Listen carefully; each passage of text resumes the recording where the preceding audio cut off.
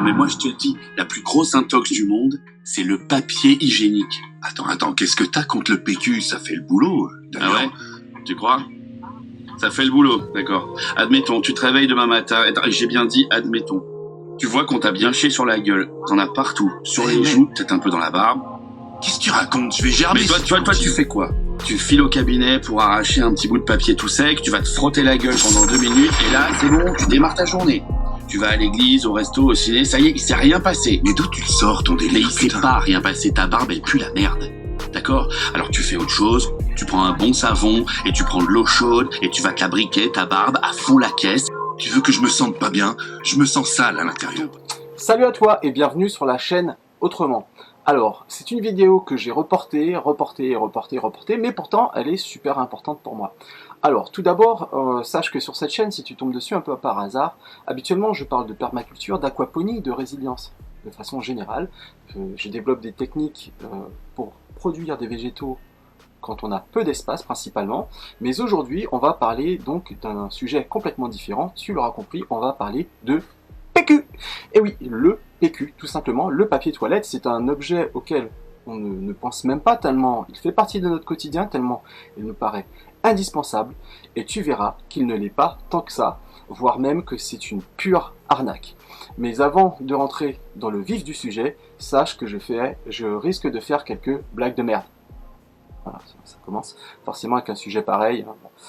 Donc ok, j'essaierai de pas trop le faire. Donc comment va se dérouler cette vidéo? Et je te préviens, bon, c'est une vidéo que j'ai reportée, donc là je vais essayer de le faire straight en une fois. Donc c'est parti, mon défi 30 jours sans PQ, c'est parti. Alors, tout simplement, quelques chiffres avant de commencer. Alors, le PQ, c'est 8,5 milliards d'euros par an de chiffre d'affaires. 8,5 milliards. 26% de cette consommation de papier toilette est en Europe, ce qui représente 2,21 milliards d'euros de chiffre d'affaires pour s'essuyer le cul. Voilà, c'est pas mal hein, comme business. Ensuite, 40% de ce papier en Europe est recyclé. Mais on va voir donc qu'il y a certaines nuances à prendre en compte. Il y a donc 786 millions qui sont dépensés dans le PQ par an en France. La consommation moyenne d'un Français est de 103 rouleaux de papier Q par an. Cela représente 270 000 arbres coupés pour faire du PQ, du Kleenex et autres papiers d'hygiène. La tendance également est au papier humide. Donc là, c'est encore pire au niveau écologique. Parce que souvent, ce sont des papiers en plus qui comportent des fibres parfois issus de l'industrie du plastique, etc. Mais on n'est pas les plus à plaindre, entre guillemets, car aux États-Unis, 98% du papier made in USA, hein, le papier luxe, triple épaisseur, molletonneux, etc., est coupé, la pâte à papier est réalisée à partir d'arbres coupés dans des forêts vierges. En France, en Europe, on n'est pas tellement mieux, hein, faut pas se leurrer. Donc l'entreprise leader sur le marché, qui s'appelle donc E-Systi, donc qui produit par exemple les produits Lotus, elle coupe des arbres dans les forêts boréales. Voilà. Mais par contre, ils sont un petit peu éthiques, ils replantent des arbres. Donc c'est des fameuses forêt éco-responsable, je présume. Donc c'est Greenpeace hein, qui tire la sonnette d'alarme, car ils replantent des essences qui sont invasives et qui sont nocives pour l'écosystème dans lesquels sont implantés ces arbres qui ne sont pas issus donc, de ce biotope. Donc en gros, ils sont en train de nuire à un écosystème qui est déjà fragile, hein, puisqu'on parle donc des forêts du nord là-haut quoi. Et puis ces PQ qu'on produit là-haut, il faut les emmener. Hein. Donc 10 rouleaux de PQ, ça représente 2,5 kg de CO2 rejeté. Parce que le PQ, il faut le produire. Ensuite, donc ça a un coût en énergie. Ensuite, il faut le déplacer, hein, donc en container, en camion, en fret, en avion, etc. Donc voilà. Donc pour être encore un peu plus clair, pour que ça te parle un peu plus, le PQ, donc on va faire un prix moyen, en sachant que le premier prix ça va être environ 30 centimes, jusqu'à presque 1 euro pour les papiers plus en luxe. Donc j'ai pris un prix moyen de 50 centimes la pièce, fois donc 103 rouleaux par an. Ça représente une dépense de 54 € par personne. Donc si ton foyer est composé de 4 personnes, cela représente une dépense de 216 € pour foutre de la merde dessus, le jeter dans de l'eau potable. C'est ça le PQ. Ouais. Donc 216 € que tu peux économiser ou pas. C'est l'expérience que j'ai voulu faire en me challengeant, en créant ce défi 30 jours sans PQ. Comment j'ai fait, comment j'ai pratiqué, est-ce que c'est plus propre, est-ce que c'est moins propre, est-ce que c'est dégueulasse? C'est ce qu'on va voir tout de suite. Alors pendant 30 jours, tu l'auras compris, je n'ai pas utilisé de papier toilette pour mon hygiène personnelle. Alors comment on fait pour se passer de PQ? Cela peut paraître donc insensé tellement cela fait partie de notre quotidien, de nos habitudes. En tout cas, ce qu'il faut savoir, c'est qu'une grande partie de l'humanité ne se sert pas de papier toilette. Est-ce que ces gens sont plus sales ou est-ce que ces gens sont plus propres? C'est ce qu'on va voir, en fait, en tout cas, c'est ce que j'ai découvert en essayant donc de me passer de ce produit pendant 30 jours. Alors, en préambule, il faut que l'on parle d'une chose. Parce que tout de suite, on se fait une image mentale. C'est que si tu t'essuies le derrière avec ta main, eh bien, tu n'auras pas des grosses traces de freinage sur la main, tu vois. Parce que avant, en fait, tu vas te mouiller la main.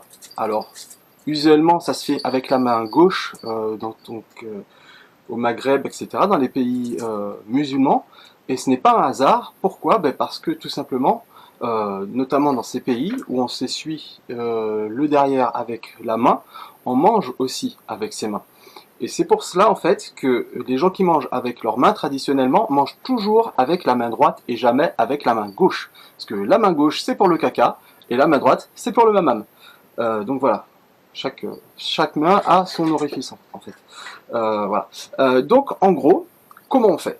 Alors, tout simplement, on utilise ce type de produit. Donc, moi, j'avais à dispo ce petit arrosoir qui, au final, est vraiment... Enfin, il a été vraiment un compagnon... exceptionnel pendant 30 jours. Il est parfait, donc il a un petit bec droit, ce qui me permet en fait de me mouiller la main avant de m'essuyer.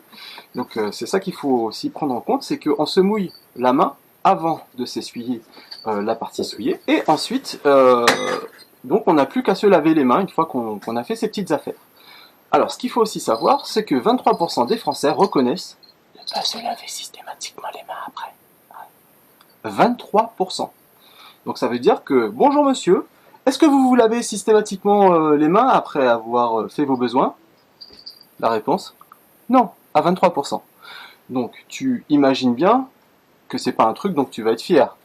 Donc le pourcentage réel de gens qui ne se lavent pas systématiquement les mains quand ils font la grosse commission,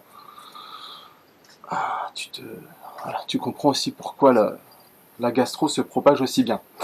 Donc, in fine, quand tu te laves les mains à l'eau et avec ta main, tu te laves bien les mains après. Ok? Donc, pendant ces 30 jours, je n'ai pas eu de gastro, je n'ai pas développé de maladie chelou, voilà, je n'ai absolument pas été malade, je n'ai jamais noté que mes mains sentaient la merde, et au contraire, donc au niveau des sensations de propreté, je dirais que j'ai une sensation de propreté inégalée que je n'avais jamais connue jusqu'à ce jour. Alors, en début de cette vidéo, je t'ai mis un petit extrait un peu rigolo, mais l'exemple, il est vraiment parlant. Si tu avais des excréments plein la tronche, tu t'essuierais pas le visage avec du PQ, et puis tu partirais pas au boulot tranquille, tout frais, je suis clean. Non, tu te nettoierais le visage avec de l'eau, avec du savon, etc. Donc c'est exactement la même chose pour ton anus en fait. Hein. Donc quand on s'essuie le cul avec du PQ, c'est pas propre. Hein. Ce n'est pas propre pour la partie que tu nettoies, et puis potentiellement aussi on s'en met au final souvent plus sur les mains. Je vais pas rentrer dans les détails. Donc voilà. Alors par contre, je suppose que si tu es une femme, tu dois aussi te demander comment ça se passe pour le reste. Sache en tout cas que pendant ce défi 30 jours, que je connais quelqu'un qui a réalisé cette expérience aussi, durant 30 jours, et donc la conclusion a été strictement la mienne que moi. Donc une sensation de propreté Voilà, c'était juste ouf, quoi. Tu te sens vraiment clean juste après. En plus, ouais, voilà, tu te laves les mains correctement.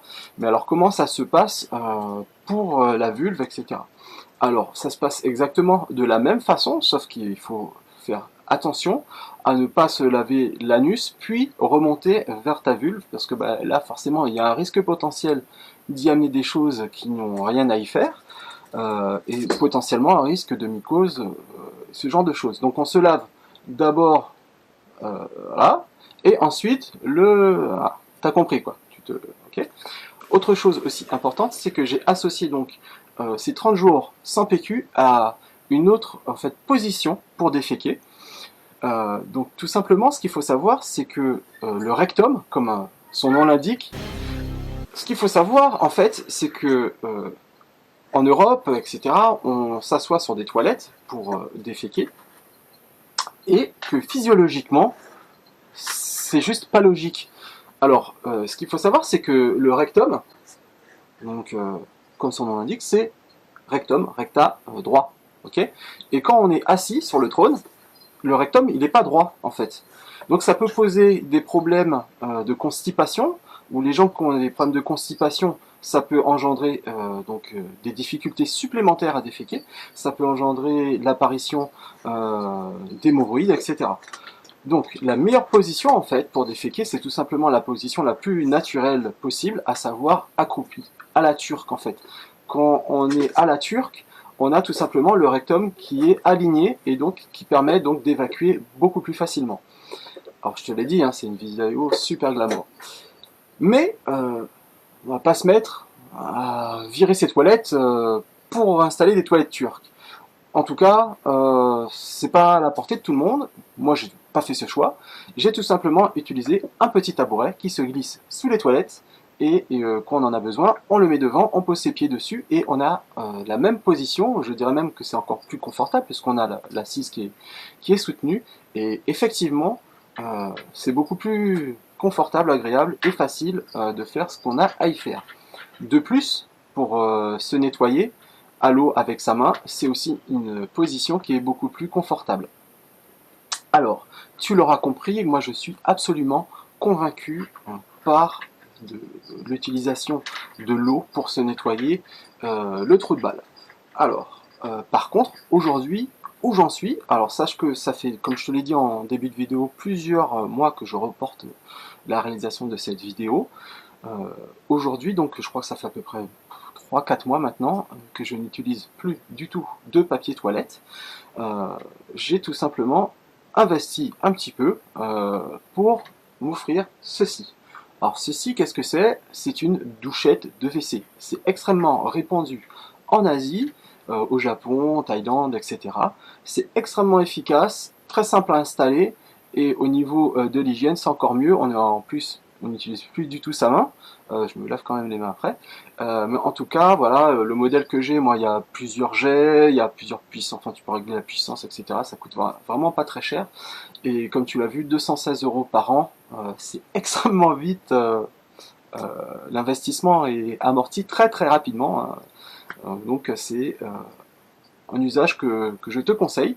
Si tu veux investir encore plus, tu peux, hein, sache qu'il y a des trucs de fou qui existent, il y en a qui sont complètement ouf, c'est les japonais, ils ont des lunettes de toilette électroniques avec un capteur qui te vise la partie à nettoyer, tu peux régler la température de l'eau, etc. Enfin bref, truc de fou, t'as même des versions avec un truc qui te sèche les fesses. C'est le seul petit inconvénient d'ailleurs que je porterai donc à l'usage de l'eau pour se nettoyer le cul, c'est qu'après ben, on a le cul mouillé. Alors tu peux très bien opter pour une petite serviette, voilà, chacun a sa petite serviette, se tapote les fesses pour avoir les fesses sèches, et puis voilà, on repart tout frais, tout propre. Donc voilà, je t'ai mis un lien vers des lunettes de toilette de ouf en descriptif si tu veux voir ça. Donc voilà, je crois que j'ai fait le tour du sujet. En tout cas, sache que si ce type de vidéo sur des réflexions sur les produits de consommation du quotidien t'intéresse, sur les défis 30 jours, n'hésite pas à me mettre un commentaire. Si tu as des questions à me poser, si tu as aussi essayé d'autres pratiques pour supplanter le papier toilette. N'hésite pas aussi à m'en faire part. Sache qu'il existe aussi du papier toilette réutilisable qui est confectionné à partir de vieux tissus ou à partir de tissus spéciaux. Il y en a qui existent dans le commerce, hein, je te mets un lien ou deux. Pareil pour les serviettes hygiéniques. Bon, moi perso, je suis pas trop attiré par le fait de faire des machines de PQ. Bof. Mais bon, c'est tout à fait louable. Et c'est un... Mais au final, on utilise de l'eau pour nettoyer le PQ. Après le PQ, faut qu'il sèche, etc. Donc, ouais, je suis pas fan de la solution réutilisable pour le papier d'hygiène. À la limite, réutiliser des serviettes à table en tissu que tu vas laver, ça, je trouve ça beaucoup plus intéressant. Donc voilà, ce sera tout pour cette vidéo. Je te remercie de l'avoir suivi jusqu'au bout. Like-la, partage-la, c'est important pour moi pour donc développer mon audience. Sache que si tu veux me soutenir, m'aider à réaliser d'autres vidéos, aller plus loin, etc. Tu as un moyen de me soutenir, c'est pas juste en me mettant un like, c'est en m'aidant concrètement sur Tipeee. Donc par avance, merci à tous ceux qui me soutiennent sur Tipeee ou via PayPal. Et je vous dis donc à très bientôt sur la chaîne Autrement. Et n'oublie pas, la résilience est la clé vers la liberté. Ciao. Je sais pas si vous êtes au courant, mais il n'y a plus de... Il n'y a plus de papier toilette. Oh, au XXe siècle, ils utilisaient des poignées de feuilles de papier pour ce que vous savez. Je suis bien content que ça vous amuse, mais là où il devait y avoir du papier toilette, il y a une sorte d'étagère avec 3 coquillages dessus. Il ne sait pas se servir des 3 coquillages. Merci beaucoup, ton Infraction répétée au code de moralité du langage.